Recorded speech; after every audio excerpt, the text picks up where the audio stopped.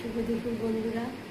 কাজ করতে করতে ক্লান্ত হয়ে গেছি, মুখ দিয়ে বেশি জোরে কথা বেরোচ্ছে না। আজকে তেমন বেশি কিছু রান্না করিনি, এই গরমে আর পাচ্ছি না সহ্য করতে। তো চলো তাও অল্প করে রান্না করেছি, দেখো কি রান্না করেছি।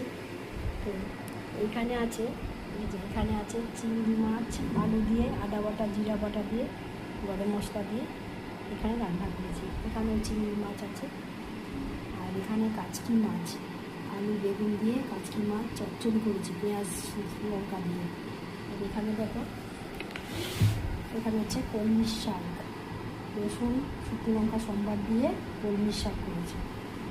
আর এখানে এক হটপট গরম গরম ভাত আছে। তো বন্ধুরা, আজকে